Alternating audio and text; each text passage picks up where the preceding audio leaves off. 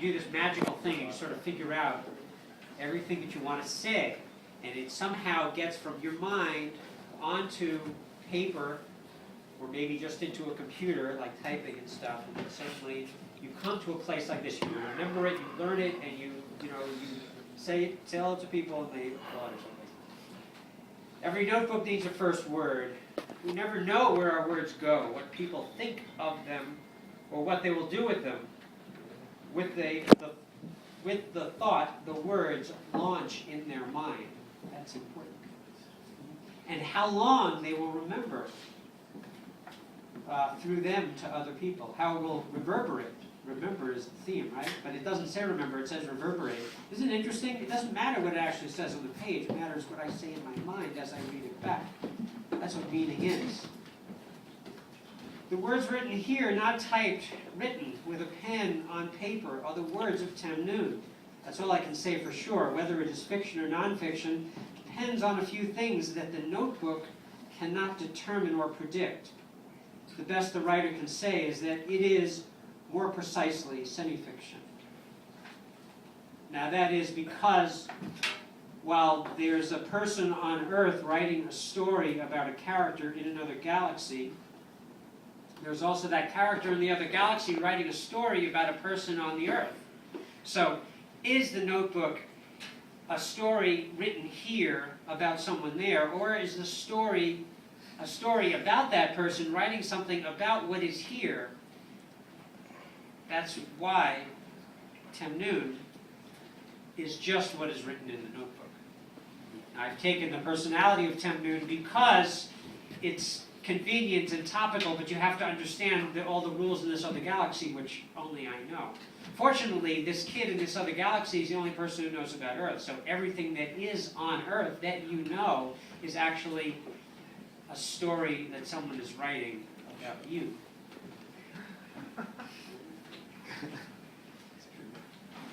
I think about consciousness a lot. I want to understand what consciousness is. So I take my pen out, and I sort of like a runner running, I get into a mode where I'm going to think about consciousness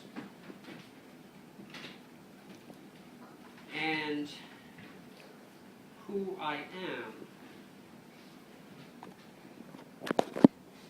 I didn't know it was about me until I reached the end of the sentence.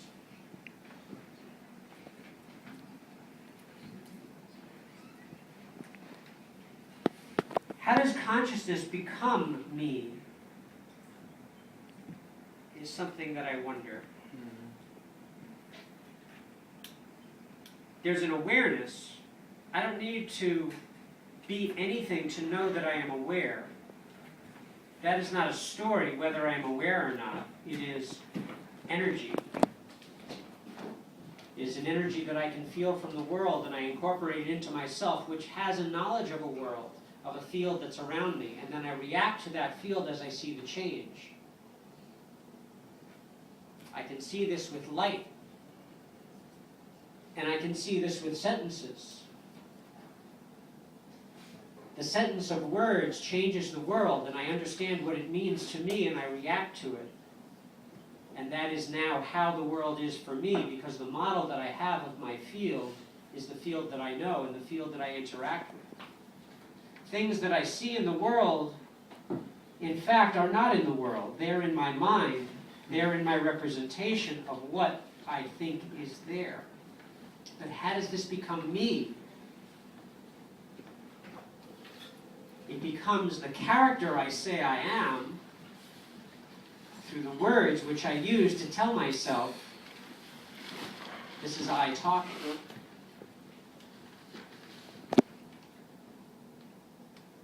But there must be a consciousness which is not talking in order for there to be a talking consciousness.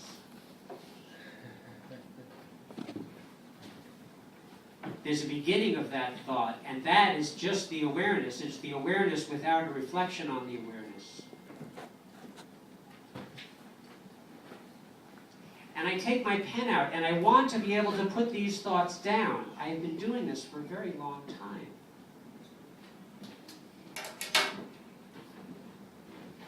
Who was I before I had words to try to explain who I was? There was a time in our culture where there was no writing, there was just expressing. And the voice was never separated from the body, and the eyes, and the hair, and the nose. All of these things were together in our expression to each other, which was essentially energetic. The same energy which is in our awareness as we read what we are reading. And we see it as if these were words which someone else has told us, and we have to remember them as they meant them. But we have no access to that. All we have are the words which are coming in our head as we read it, as we misread it, as we read it again. It does not mean the same thing because now we are different. If the sentence means anything at all, it has changed something in the world, and it's not the world that it was when we started the sentence. And again, the world is not out there. The world is here. My world is here, my universe. There's another universe there, and there's another one there, and there's another one there. In essence, it is the same universe, but it is as seen from over there, and as seen from over there, and as seen from inside each individual nucleus which makes up